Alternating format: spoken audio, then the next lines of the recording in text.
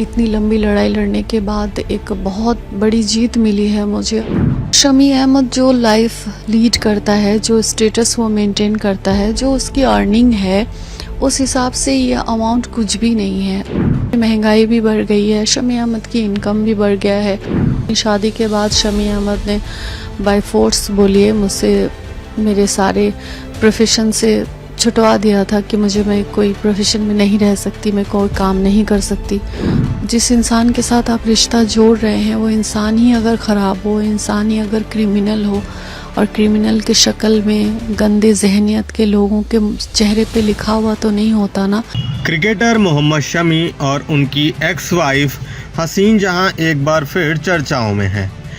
Calcutta high court ने हाल ही में हसीन जहां की याचिका पर सुनवाई करते हुए मोहम्मद शमी को निर्देश दिया है कि वह हसीन जहां से चल रही कानूनी लड़ाई के दौरान पत्नी और बेटी को मेंटेनेंस के रूप में 4 लाख रुपए मासिक गुजारा भत्ता देंगे। अब कोर्ट के इस फैसले पर शमी की पत्नी हसीन जहां का बयान सामने आया। हसीन जहां ने कहा कि 4 लाख रुपए बहुत कम है। इसी के साथ उन्होंने अपने अगले कदम को लेकर भी जानकारी दी।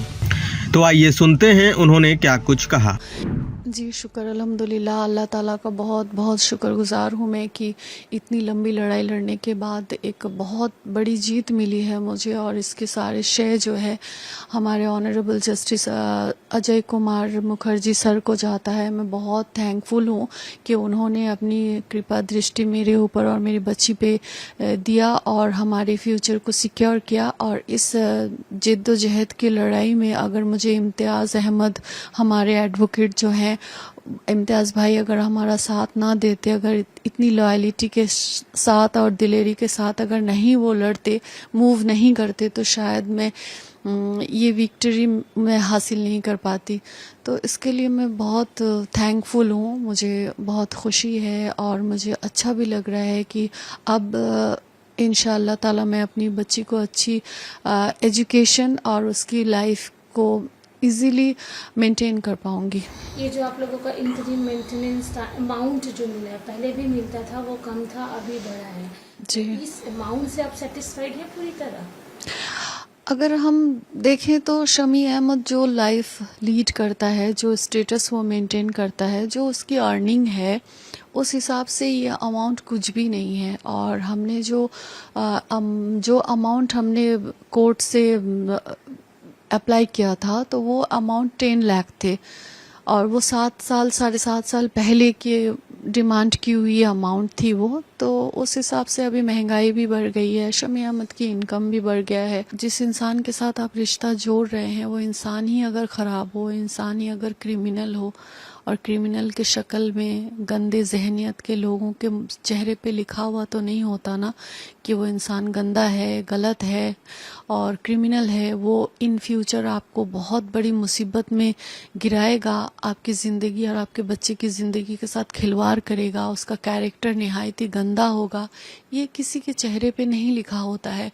और बहुत सारी महिलाएं हैं जो बहुत सारी प्रॉब्लम्स को फेस करती है, तो उसी हिसाब से मैं भी ऐसे ही शिकार हो गई। शमी के लिए कुछ बोलना चाहेंगे?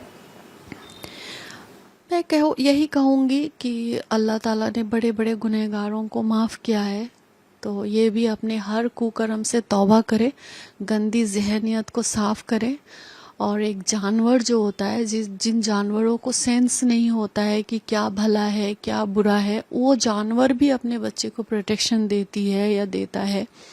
तो उस हिसाब से शमी अहमद जानवर से भी गया गुजरा हो गया है, जिसे अपनी बच्चे की प्रोटेक्शन, अपनी बच्चे की फ्यूचर, अपनी बच्चे की मोहब्बत उसे नहीं दिखाई दे रही है।